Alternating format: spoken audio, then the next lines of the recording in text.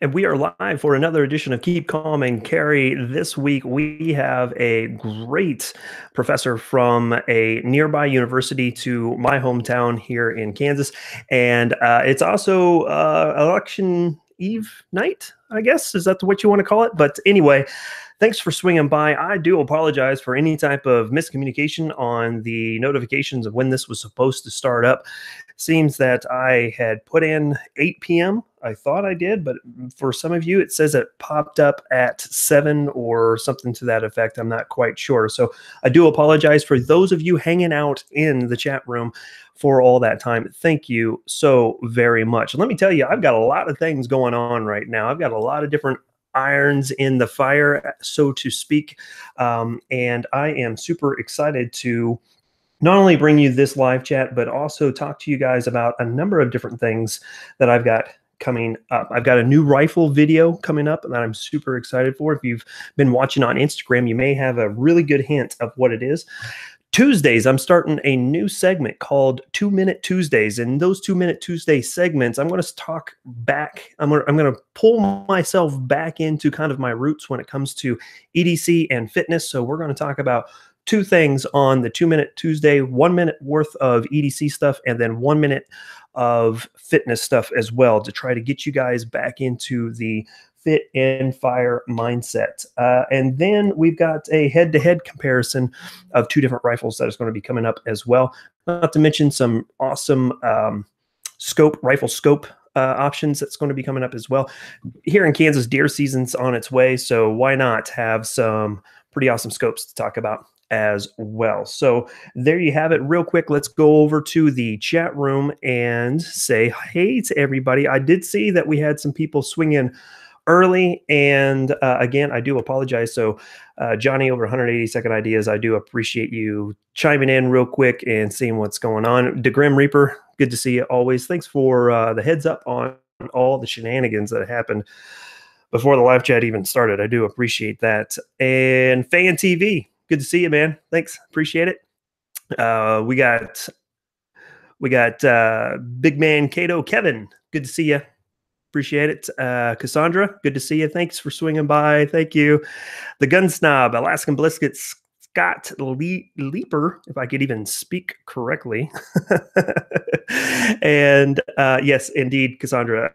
Look who decided to show up, right? And then Andrew Dalton Ray and Big Al. Thanks, guys, for swinging by. I sure do appreciate it. If you haven't already, go ahead and hit that thumbs up button. Helps out with all the analytics and stuff like that. And one of the great things that I'm looking forward to is this coming weekend is the Wanamaker Gun Show in Tulsa, Oklahoma. It is the biggest gun show in the United States at the very least. And I have hopefully a chance to meet some really cool people, not to mention the Real Gun Snob and some other people. Hopefully, I'm really hopeful for that.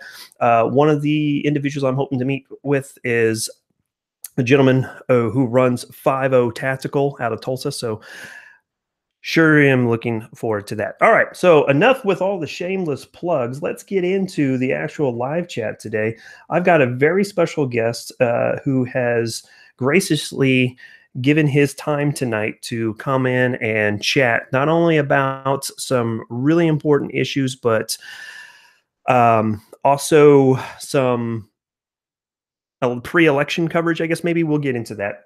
But Tim Hsiao is a professor from Grantham University. He is an instructor of philosophy, and let me make sure I get his title correct. He is the instructor of philosophy and humanities at the College of Arts and Sciences at Grantham University, and that's over in Lenexa, Kansas, not too far down the road from where I'm at, which is pretty awesome. The reason why I was able to get in touch with him is he had a really cool dialogue at K-State here recently with another individual, and it was the moral right to gun ownership. And I thought that was a very important topic to discuss, not only any day, but also right before election as well. So Tim, again, thank you so much for taking the time to swing by the channel tonight. Let's say hey to Tim real quick and tell us, Tim, about yourself, where you come from, and how you kind of got into firearms. Well, thank you for having me. So my background, so I came from Florida, so I'm not originally from Kansas. I moved to Kansas about last year to assume this new position at Grantham University. So I originally came from Florida. I guess I wasn't really exposed much to guns growing up.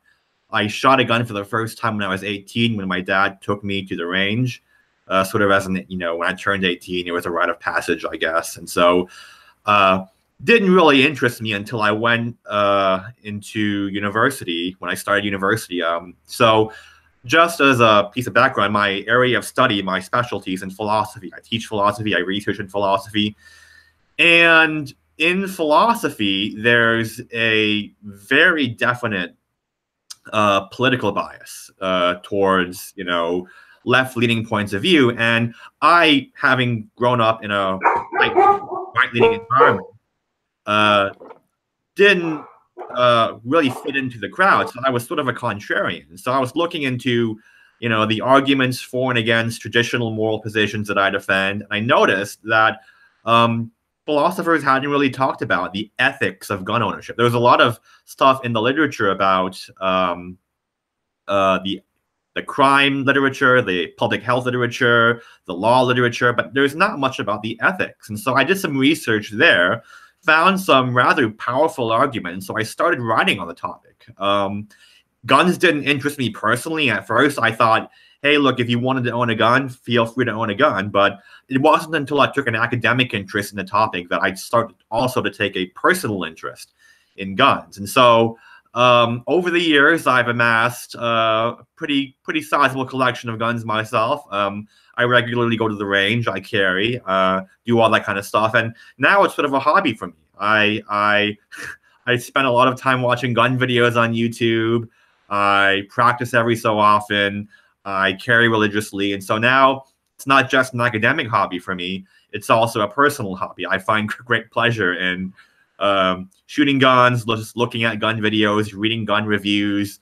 I probably spend too much time shopping for guns, just browsing, looking for gun deals and stuff like that. But it started as an academic interest in defending something that I've always believed in, and then it turned into a personal interest because, hey, guns are cool, and why not take my academic interest and make it into a personal interest. So that's basically how I got into guns. I wasn't really a gun person growing up. Like I said, my family owned a gun, but I didn't see it. I didn't really know about it until I turned 18, when my dad said, hey, let's go to the range, let's shoot guns, yada, yada, yada. And so that was really my initiation into the gun world. And that sparked some interest in finding out the academic side of gun ownership. So that's a bit about me. My foray into guns.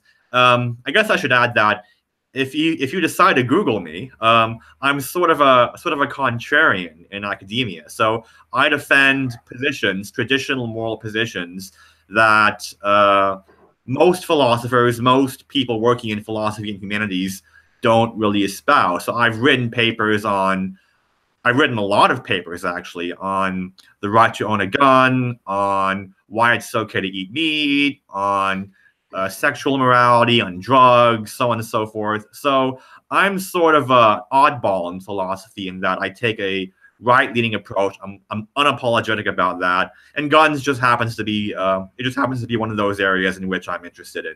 So that's a bit about me. I'm sure you have more questions, but absolutely. Well, very thorough. I sure do appreciate that.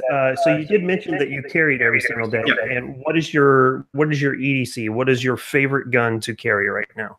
Yeah, so I started out my first ever gun was a M&P 22 for plinking. My first carry gun was an M&P 9C, the first generation. And I carried that for about 2 years, and I decided it's a bit bulky, so I switched to a shield. I carried a shield for about a year. It was okay. I didn't really like the trigger on the shield. So I got, right now I'm carrying an XDS. So this is what I'm carrying right now, my Springfield XDS.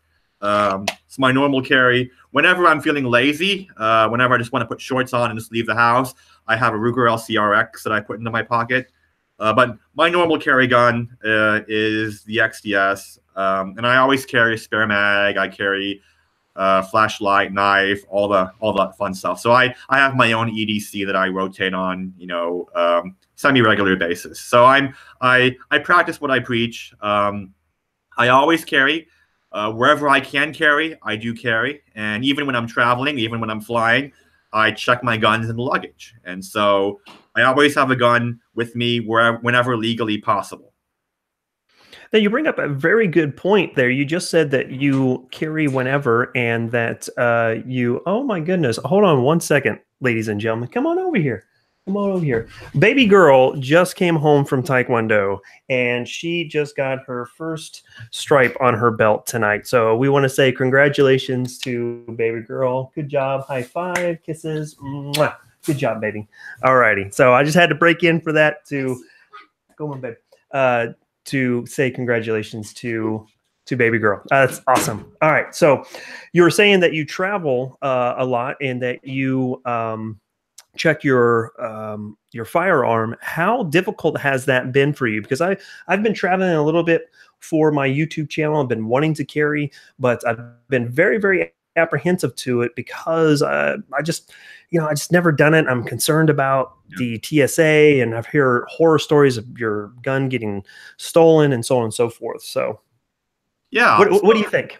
So it's not that difficult actually if you do it right. So what I do is basically, it's recommended that some people recommend that you don't just stick your gun in a hard case in your luggage and you zip it closed. You rather have a luggage that is itself a hard case. You stick your gun in there, they can't get into it. The problem you mentioned about gun thefts is usually somebody takes their gun, puts it in a hard case, puts it in the soft luggage case, and then some baggage handler just breaks it open with a pen, the zipper with a pen, and just takes the case out. When I travel with a hard case with latches, and I use my own lock, which is actually which is required by the TSA, and it's basically impossible for your gun to get stolen like that. But the process of how it works, so I usually fly Delta. I think it's mostly consistent with all these different airlines. But when I fly Delta, I go into the airport. I go to the check-in counter and I say, hey, I have to declare a firearm. And so they give me a form to fill out. It's an orange card, 3x5 card. I just sign my name on it, put the date on it. They ask to inspect the luggage, so I open it up with my key. Show them it's unloaded and stuff like that. Put the card in there, close it, seal it back up. I use my own lock, which is actually required. I don't use a TSA lock. And then from that point on, they can't touch it without asking me to open it. And so it goes on, the normal baggage handling process. And then when I come pick it up in my destination, I have to go to a baggage office.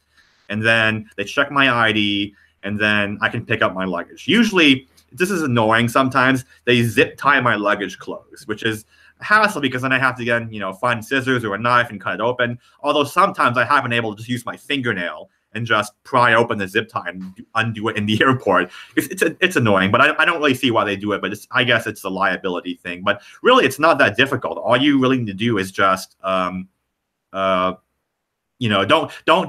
just bring in your luggage with your gun there and assume that it's all okay. You have to declare it. You have to go through the paperwork, and then your luggage gets tagged and something like tagged with a special tag. I don't actually know if that's legal, but they tagged my luggage with a special tag and they treated it with the utmost respect until I got to my destination. So your mileage might differ with your airline, but that's how Delta does it at least. And I always fly Delta. Right. Awesome. Good info to know. I have I've heard some really great experiences that no problem, just like what you're saying, no problem. It's been super easy. And then I've also heard some not so great experiences. So friends of the channel with the Semi-Armed Life podcast had a situation where Alana was traveling back from Dallas from the NRA annual meeting just this past May.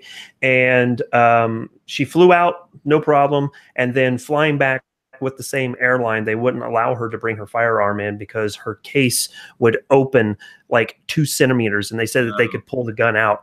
And the Alana was like, yeah, go ahead and try. I'd like to see it. I'd like to see you do that. And they wouldn't allow her on. So she had to jump into an Uber, drive to the nearest like home improvement store or something, and pick up a new case, and then drive back. And then she got pushed to 2 flights later to get home. She was exhausted by the time she got home. So I've been very cautious about trying to do something like that. But anyway, I digress. That's great to know. I do have I have a Pelican case that it's just a square one. It's about the size. It would fit a small box of ammunition and then like a Glock 19. And then I also have a kind of a clamshell hard case that has a lock on it, and it has the ability for you to tether the case to your luggage as well. So I've been thinking about trying to test both of those, maybe for SHOT Show. I'm not sure. Well, ideally, you wouldn't want to just check a gun case by itself. I mean, if you do, make sure it's large, because if it's small, somebody can just hide it in their jacket and walk off. So whenever I travel, I use a large case that can't be hidden in the jacket. And you bring up a good point about ammo and stuff. Of course, the gun has to be unloaded. The ammo has to be stored separately in a container, so you can't have it in your magazine. At least I've heard of people doing that, but I don't take the risk. I take it out of the magazine, and I just put it in its own box, and I just leave it there. So, yep. So I've been told that it has to be, and I don't know if I can't confirm this, but I've been told that it has to be in the original box that it came in. Is that true for you? No, I just whenever I go off and shoot off a box of defensive ammo, I save the box and I just stick it in there. They're not going to know if it's the original box or not. I just put it in some kind of ammo box, whether it be sometimes it's the original, sometimes it's just some other box that I have lying around. So I don't think it matters. Right on, right on. So let me take a break here and head on over to the chat room to see what is going on with everybody over here in the chat room. Cassandra says, I'm guessing that she didn't learn that from me, and she probably didn't. So let's see. Andrews, he's getting a brand new dog. So congratulations to you on your Australian cattle dog. Hope he has a great time. I hope you guys get together and have a great time. So Keith Gregory says to put an Apex trigger into your shield and you should be good to go as far as the trigger goes. I can attest to that my best friend Drew did the same exact upgrade to his shield and put an Apex in, and it was night and day different. So might be something you'd be interested in looking into. David Bowling, good to see you. Thanks for swinging by. Frank Hellman, always good to see you, sir. Thanks for trolling my YouTube videos here lately. I really do appreciate that. I did see a question in here if the Tulsa show is as big as SHOT Show, and that's kind of comparing apples and oranges, because Tulsa is an actual gun show where you can go and buy. SHOT Show is kind of a convention of sorts, right? So it's more focused on dealers, gun industry folks looking for distributors. So it's not like an end user type of thing. So just that's kind of where I change or separate the two from there. So Alaskan Ballistics, see, he's got to get out of here. Thanks for swinging by. I appreciate it. So if you guys have any questions for Tim, by all means, shoot them over here into the chat room, and I will reach out and ask him about that. So let's get into what I mentioned a little bit earlier, in that you took part in a dialogue over at K-State about the moral right to gun ownership. And I just wanted to see if you would mind highlighting some of your points. Now, I will say that in the description of the live chat, and then also here, let's do this, Control V, boom. There you go. Right there is the link to his opening statements for this dialogue. And I think it was very profound. But for brevity's sake, would you hit your high points on what you were trying to drive home with this dialogue? Yeah, so it was a dialogue. Well, it was dialogue / debate. It was me and John Harrington, who teaches philosophy at K-State. And basically the topic was over whether or not there was a moral right to own a gun. There was certainly a legal right to own a gun, but our discussion was whether or not there is an ethical or a moral right to own a gun. So I made the case that there is a moral right to own a gun based on our right to self-defense and more fundamentally our right to life. The right to own a gun is just an extension of our right to self-defense. It's a reasonable means of self-defense. I go over in the opening statement you linked the various arguments for that, the statistics and the data. And my interlocutor, John Harrington, argued for, well, he didn't exactly argue for handgun prohibition, but he basically said, let's argue for the sake of argument that we should ban handguns. He didn't actually take a position himself, but he did defend handgun prohibition. And he comes from Australia, where they had the buyback, and they don't have much of a gun culture. So I'm sure to most of the audience there, when he said handgun prohibition, they audibly gasped. But to most of the world, I guess such an idea isn't that radical. But we had a fruitful exchange, and I think I made some good points. And most of the questions, interestingly enough, were directed towards him. I didn't get that many questions. It seems as if the audience wanted to grill him more than me. But I think it went pretty well. We each made some good points. We had a reasonable exchange, and I think people came away from that better informed than they were before about the issues involved in both gun rights and gun control. Yeah, it's a really good conversation, and I think that you saw the same thing that I did. Most of the questions were directed at Mr. Harrington because of his stance. I think there was a very pro to a group that was sitting in and listening, which was very surprising, especially with, I hate to say judging the book by its cover, but there are some individuals there that if I would have looked at first glance, I'd have been like, no way, that's a 2A supporter. But surprisingly enough, there's a lot of libertarian views and pro-gun views as well. I don't know, it's just kind of my opinion. One of the stark differences, I think, between you and Mr. Harrington, and this for right, wrong, or indifferent, your position was very factually based. You gave a lot of, you talked about a lot of studies, you gave a lot of facts, you gave a lot of statistics, and to kind of pivot on that and drive us away from some of those statistics, Mr. Harrington was saying, well, I could rattle off statistics all day long, but you don't have them in front of you, so there's no point in bringing those up.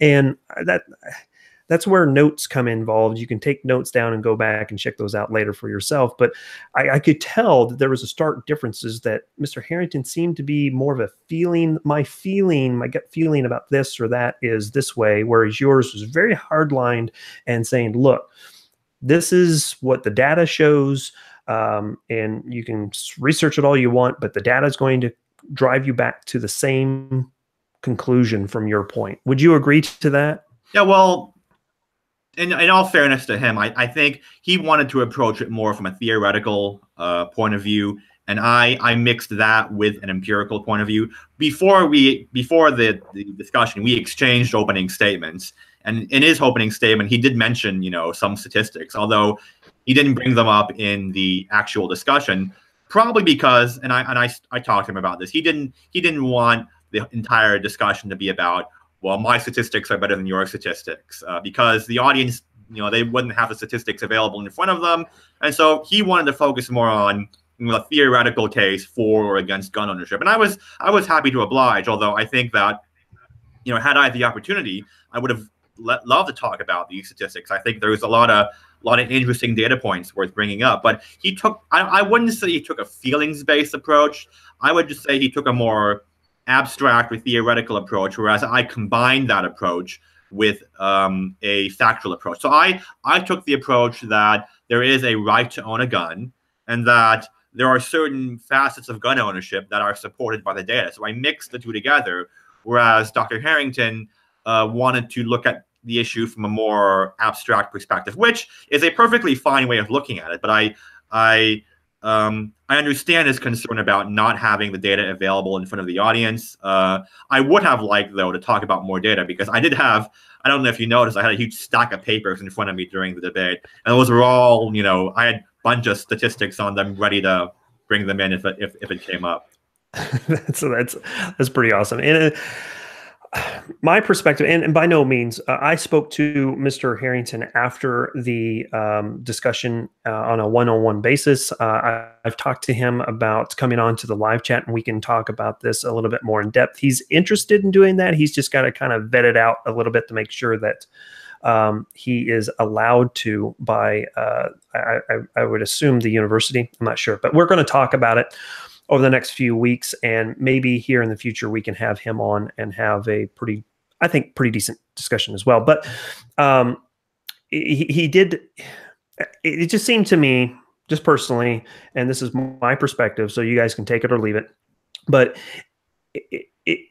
the discussion between you and Mr. Harrington is what I see time and time again when it comes to a very valid conversation between someone that is more pro-gun or right-leaning to someone who is anti-gun and left-leaning. You have people who are more about the abstract aspect of things, whereas on the left, whereas on the right, you have people who are more statistic-based, fact-based, less anecdotal stuff. That's here is what the crime stats say, et cetera, et cetera.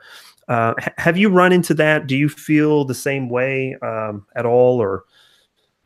Yeah, well, certainly at a popular level. I wouldn't say the pro-gun side is completely innocent of this too. I mean, I've seen my fair share of rhetoric from both sides. I will say, however, that when I teach the issue in class, most of the opposition I get is sort of emotionally based, in the sense that, well, what about the children? Or do you really believe that these weapons of war should be legal?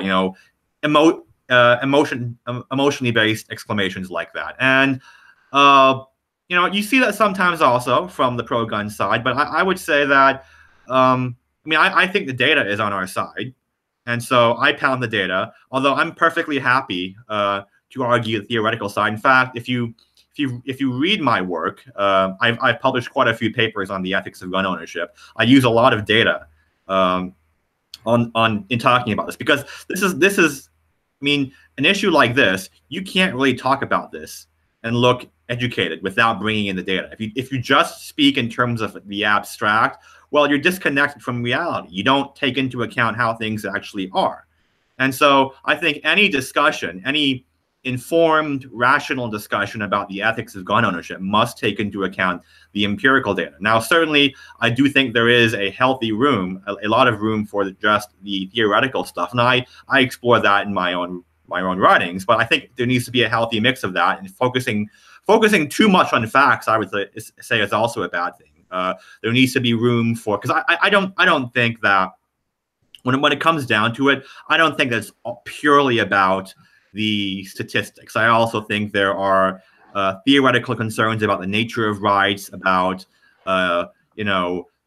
concerns, moral theories, and stuff like that too. I don't approach the issue as a utilitarian. A utilitarian is somebody who believes that everything's measured in terms of a cost-benefit analysis. I think cost-benefit analyses are important, but they're not the only game in town. So there is there is room for theoretical discussions, but it must be mediated by the empirical evidence. That's sort of how I approach it. I don't prioritize one over the other. Outstanding. And I just wanted to bring something else up here. Midas Weebly brought something up here in the chat room. It's a little bit kind of disturbing. I hate to kind of, ambush you with this, but I'd like to get your take on it.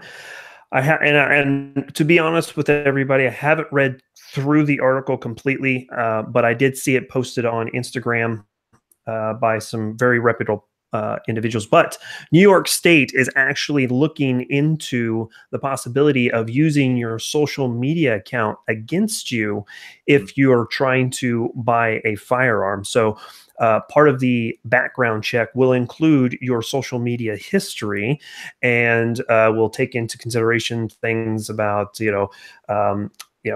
extremist rhetoric or whatever the case may be, which could deny you your Second Amendment right. What say you on this proposal? Yeah, I think it's a very serious concern when it comes to privacy. And when it comes to rights in general, you shouldn't have to justify your need. You shouldn't have to demonstrate that you're competent, right? It's the presumption is on the government to show that you're not competent. And so by making you by making you subject to all these tests, all these requirements, the government's treating your right to own a gun as defeated until proven otherwise. I don't have a problem in principle with certain criteria before buying a gun, age requirements, maybe background checks and stuff like that. I do think that looking at somebody's social media is a problem because it's going to be, there's a lot of subjectivity to it. What if somebody has an inside joke with a bunch of friends, and somebody not aware of that inside joke looks at it and it's like, oh my goodness, this person is a maniac. Let's deny him the right to own a gun. So there's a lot of subjectivity when it comes to that, and I don't think that's particularly helpful. If we are going to have gun restrictions, not saying they're a good idea. If we are going to have gun restrictions, they should be objective, not subjective. They should be something that doesn't admit of varying interpretation. That's the proper way if you're going to have gun restrictions to do them. But something so subjective like looking at somebody's social media, that's not going to fly.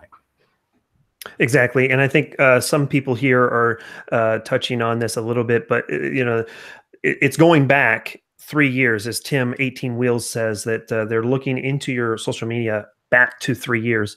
And Big Al said that if it ever comes up, his name is also Yankee Marshall. Inside joke for you guys. Anyway, but the point is, who is the arbiter of humor? Or who is going to be the person that says, yes, this is acceptable, or no, that is not acceptable? And it ends up being a very slippery slope. And I think it's just one of those other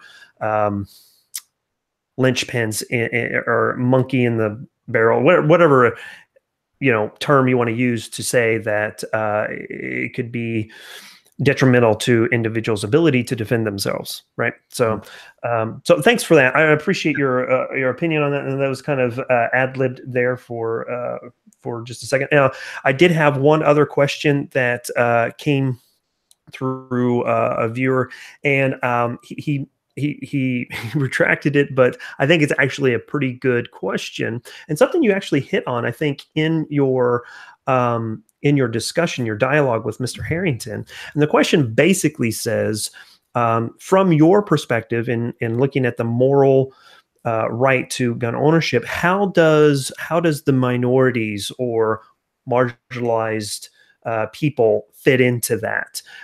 Say, for example, Asian culture. You're I would assume an individual of Asian descent.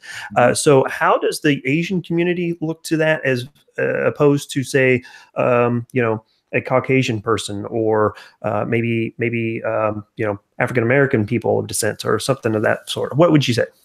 Yeah, I mean, cultural and racial perceptions of guns will differ, and but what I want to say is that guns are, I guess, a nickname for the gun is the great equalizer, right? Guns, whatever you might think about, economic disparities, inequalities, guns are the great equalizer. They allow somebody who comes from a poor or disadvantaged background to equalize themselves with somebody who has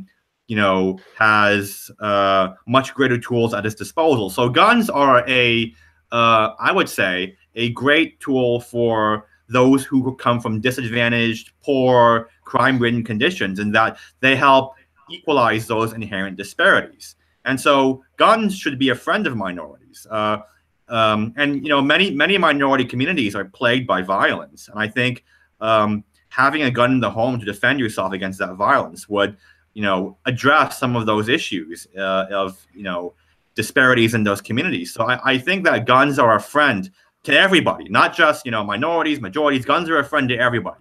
Everybody's equal, and so a white person can use a gun, a black person can use a gun, an Asian person can use a gun. Guns are the great equalizer. That's a very great point. I was watching a YouTube video earlier today, and they were talking about the unfortunate event that happened at the synagogue in Pittsburgh, and the individual that I was listening to was commenting on some of the statements that the Pittsburgh mayor said, and basically he said he's trying to take a stance on gun violence, and that this is all because of gun violence, and had this individual not had guns, then there's no way to there would have been a way to prevent it, and so on and so forth. But they bring up, this individual ended up bringing up the point of the great equalizer, and I'm looking through my YouTube account here just to see if I can if I can find that individual. Yeah, here it is. It's Matt Christensen.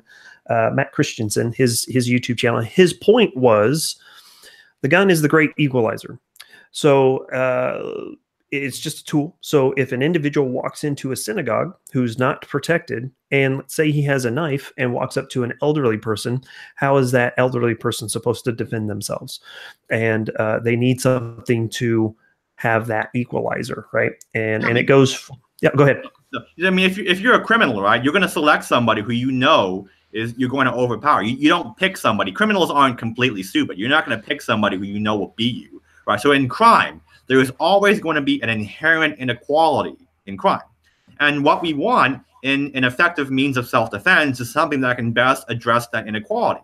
So guns are a great means of doing that. All the methodologically strongest studies show that guns do equalize the victim with the assailant. And so, and I would say another point that sort of tangential, but a lot of gun control laws, both contemporary and historical, were aimed at removing the rights of those disadvantaged few. Look at, for example, after slavery was abolished, after the Civil War, many states passed laws allowing white men to own guns, but not black men. In many places right now, you have to pay obscene licensing fees to, for example, in Washington, D.C., I believe it's $150 to apply for a handgun permit, something around that. Well, guess who that impacts, right? The rich white guy who's got a bunch of money is not going to have a problem paying that. It's the poor minority living in a underprivileged neighborhood who's going to have difficulty paying that $150. So a lot of gun control laws unfairly target the minorities by making it difficult for them to obtain a firearm. Exactly, exactly, and it's great that you brought up the history of gun control laws as well in this dialogue.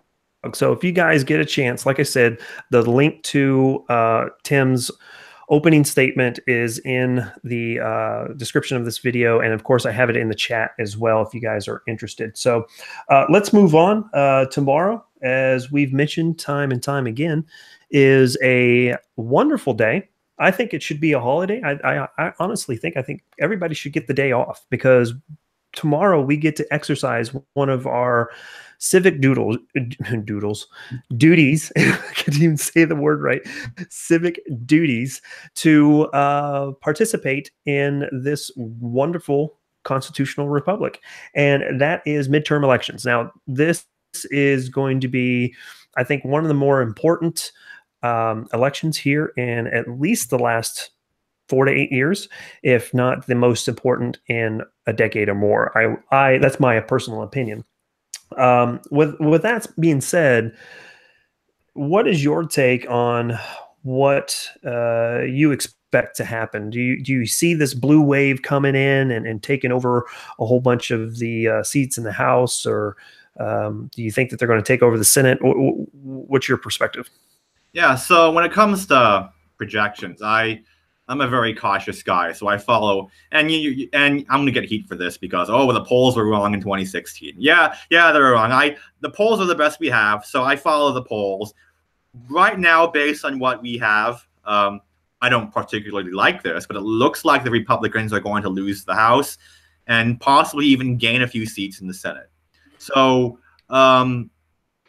the consequence of that is it's going to be harder for something like national reciprocity, CCW reciprocity, to pass. On the flip side, however, if we control at least either the House or the Senate, it's going to be all but impossible for the Democrats to ram through gun control legislation. I mean, Nancy Pelosi has said that one of the top agendas for Democrats if they take the House is to pass gun control legislation. Well, maybe in the House, but if we keep the Senate, fat chance that's not going to happen. So for all intents and purposes, this might be an unpopular view, but I don't really think anything is going to change. Even with a Republican majority in the House and Senate, we didn't get national reciprocity passed. So I don't think certainly, you know, if the Democrats take the House, it will be less friendly to gun rights. But I don't think they can do any damage because they'd have to get through the Senate, and then President Trump presumably would veto anything that passed the House and the Senate, and then have to go back and be reconsidered for an even larger majority. So for all intents and purposes, I do think that the cause of gun rights will be harmed if the Democrats take the House, but I don't think that lasting damage will be done. If anything, it'll just be stalled out. The one thing I am concerned about, though, but I'm not too concerned because it looks like we'll keep the Senate. If somehow we do lose the Senate, it's going to be an issue for any judicial nominees, both at the Supreme Court level and at the federal court level. There are a lot of vacancies to fill right now, and it's the Senate's responsibility to confirm those nominees. And right now, President Trump has done a great job in appointing a lot of conservative pro-gun nominees. And if we lose the Senate to the Democrats, that all gets stalled for the remaining however long Trump has in his term. So I guess, and the Supreme Court, there's a decent chance we might have a vacancy or two in the coming year or two. And if we lose the Senate, then we lose the chance to get another pro-gun nominee on the court. But I'm not too worried about the Senate. It looks like we're going to gain seats in the Senate, so I'm not too worried about that. Outstanding. And you really hit on my follow-on question and the idea of if this blue wave does take over one or both of the House or the Senate, then what does that look like for gun rights? And naturally, you said national reciprocity would be is out. The Hearing Act or the Shush Act for that would legalize suppressors, and all those other things as well is kind of out the window. But if we can at least keep the Senate, then we should be okay. Mm-hmm. Would you agree? I do see some people saying, you got to be careful of those rhinos. Well, is that something that you concern yourself with? Well, if we gain seats, I mean, the two troublemakers in the Senate are Collins and Murkowski, right? If we lose them, then if we gain seats in the Senate, rather, then they're not going to be an issue. So right now, as it stands, it's very tenuous because we have a slim majority, and it comes down always those tiebreakers like Collins and Murkowski.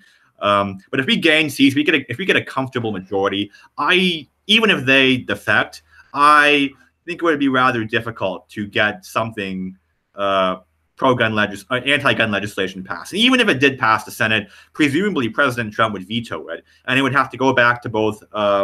It would have to go back to Congress for an even larger majority. So I wouldn't say, however, there's no reason to not. I wouldn't say that you just shouldn't worry at all. I think, worry is healthy. I just don't think you should be worried that much if the Democrats take the House. Now, of course, legislatively, we'll be stalled for a few years. But as far as lasting damage, I don't think it'll be that bad. So actually, it's really interesting that we've started talking about reciprocity because one of our resident celebrities, 1776er Bust, is in the chat room, and he says executive order gun reciprocity. And I have something to counter that. But what is your opinion about a executive order on reciprocity? Ooh, yeah, honestly, I'm not a lawyer. I'm not a legal scholar. As much as I would love to see that happen through an executive order, I don't know if it would stand up to constitutional muster. I do, however, think that if concealed carry makes it to the Supreme Court, I do think that with the current makeup of the court, you'll have concealed carry basically turn into law for all 50 states. So, but as for the executive order thing, I'd hesitate to say yes or no. Because I'm just not a lawyer. I'd like to see it work. I mean, personally, just as a gun owner. I just don't know if it would stand up to constitutional muster. So here's what I would say to the executive order. Two things. Number one is I don't like executive orders, whether it be for us or against us. I cannot stand executive orders because essentially that enacts a law from the executive branch, and that is not what the executive branch is for. That is what the legislative branch is for. You know, the whole schoolhouse rocks, I'm just a bill, you know, that's the whole point of the legislative branch. And one of the congressmen during the Kavanaugh hearing came out and said that we continue to, he was either a senator or congressman from Nebraska. He says we continue to shun our duties away onto the executive branch and enabling him to be more, you know, that office to be more and more powerful, regardless if it's Trump or whomever.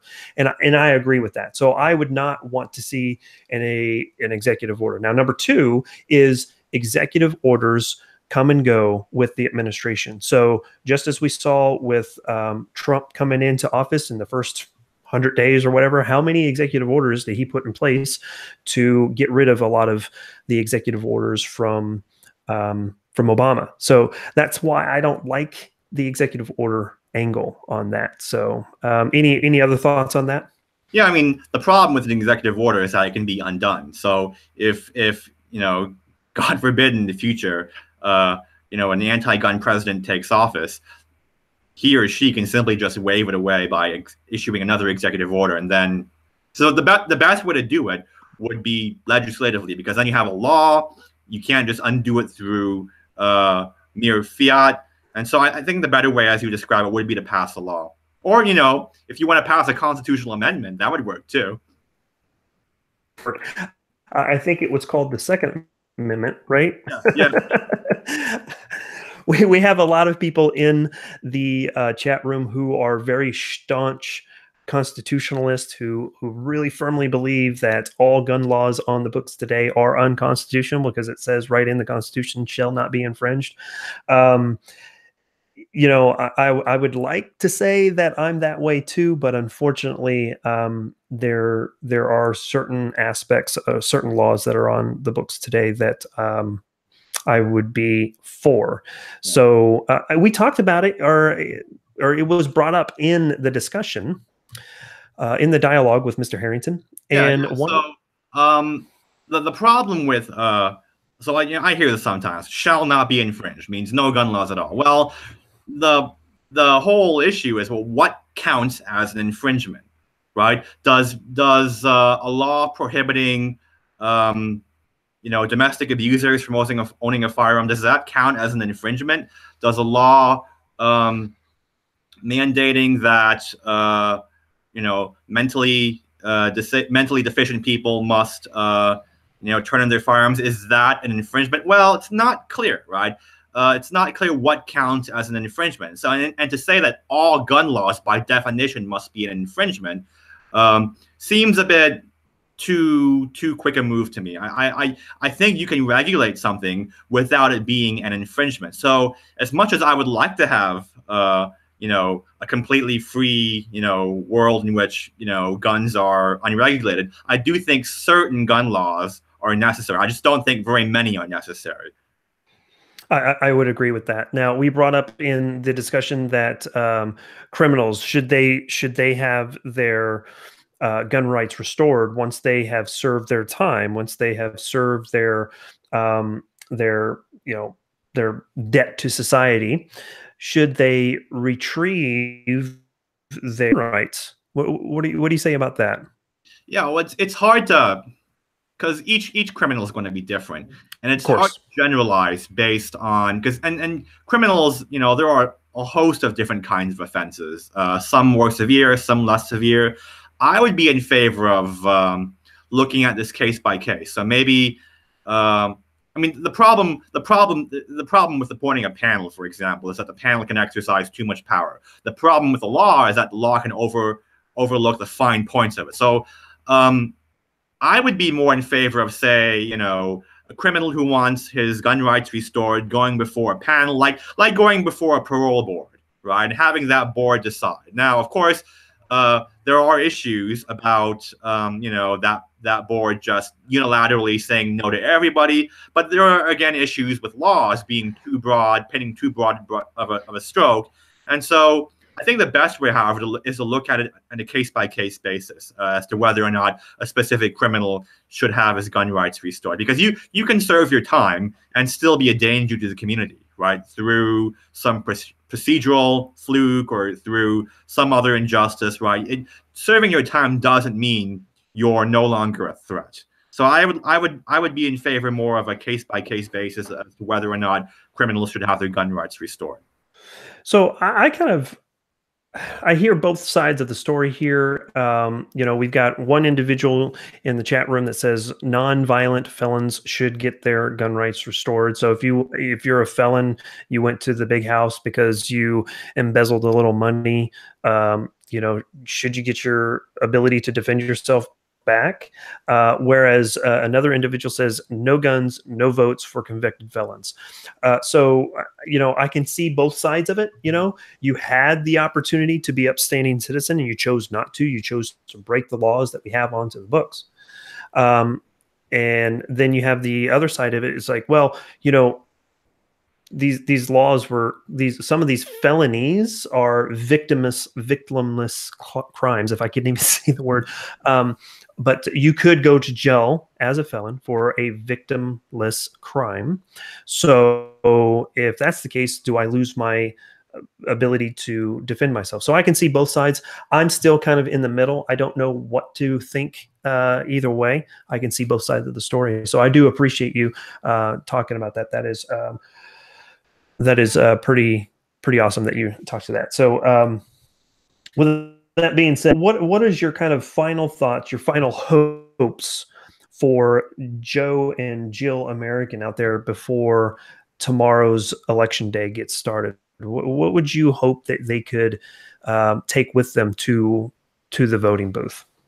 Well, every election matters, and this one certainly matters. So I would, for somebody who hasn't voted, I voted early, but for somebody who hasn't voted yet, I would say vote like your life depends on it. Because really, I mean, these policies that the lawmakers enact that are regulated, they make an impact to how we live. I mean, people die because they weren't able to get a gun. Right. So these laws have life and death impacts. So vote as if your life depends on it. Vote as if, it matters personally to you. And for those who are pro-gun, I would say vote for a pro-gun candidate.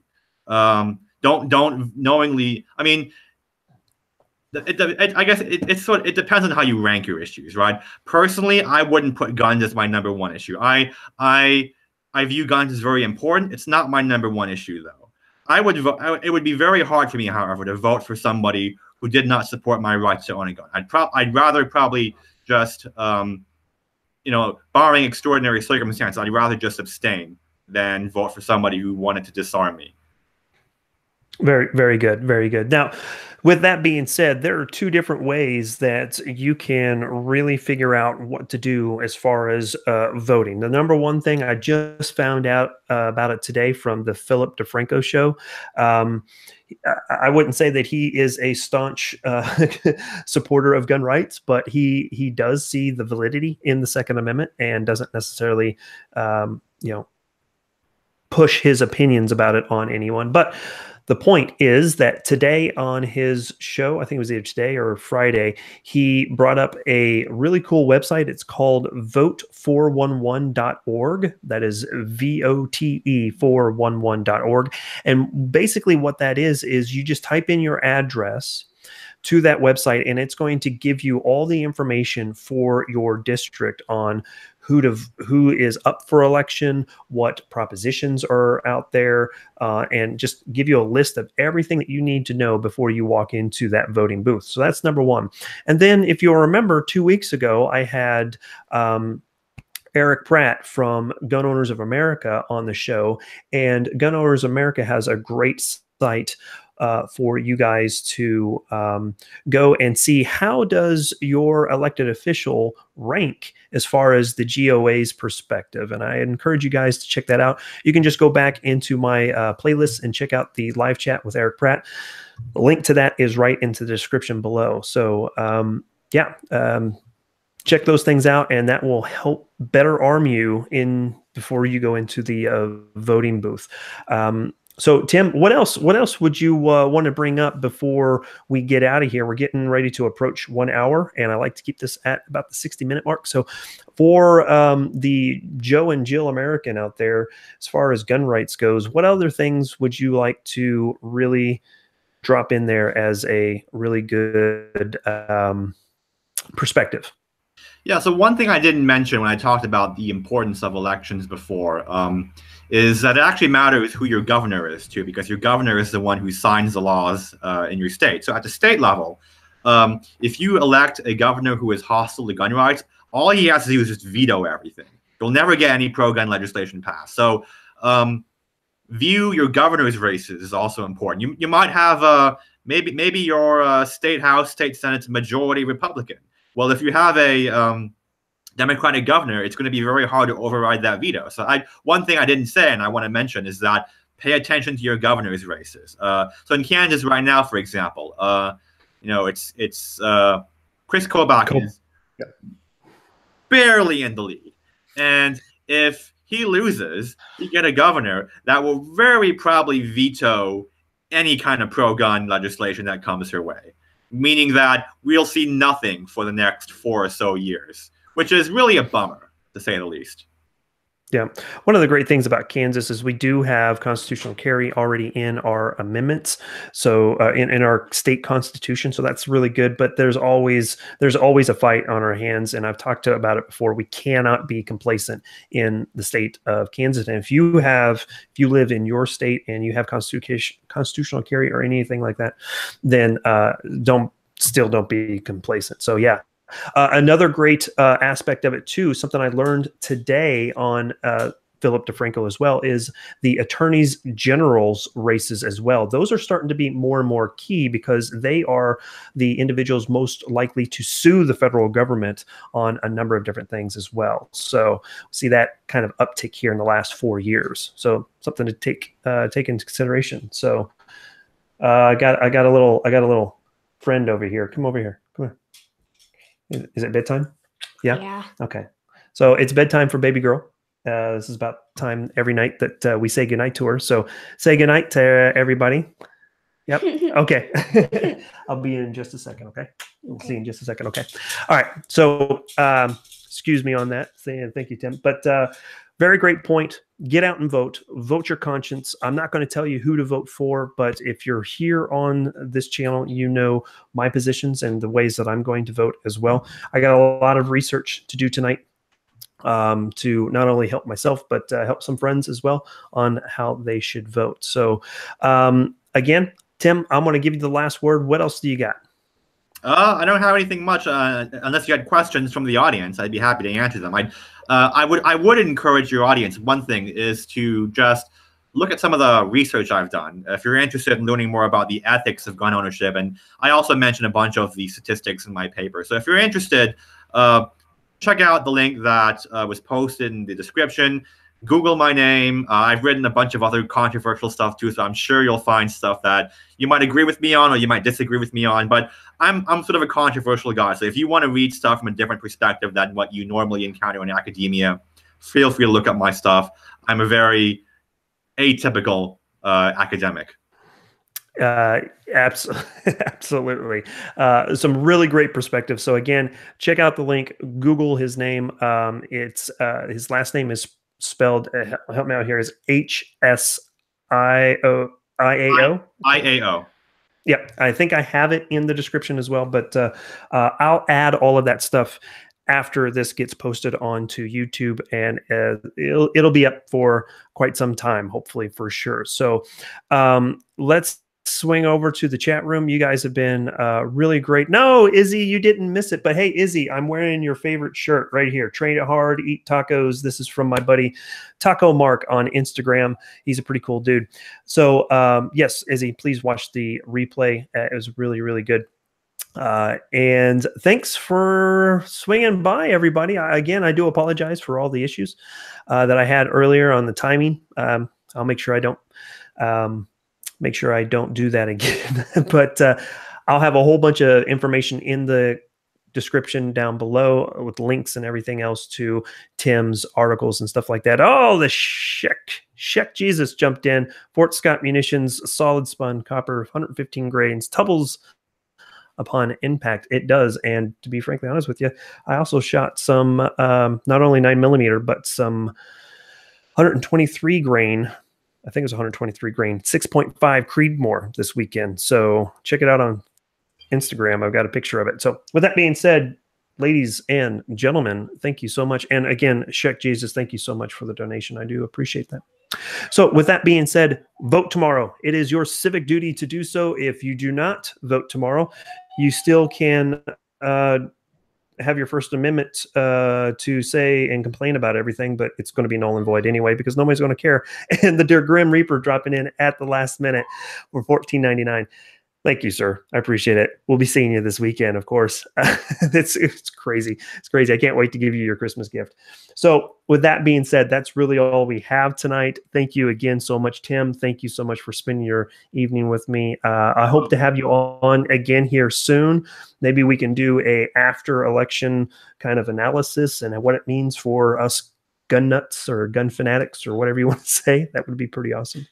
So with that being said, we're gonna get out of here. Cheers to Tom Cruise, or is it Mark Harmon? It's both. It is Tom Harmon is what it is now. So have a good night. Get out and vote tomorrow. Thank you so much. I appreciate the donations. That is awesome. You guys rock. So with that being said, keep calm and carry. Good night, y'all. Take care.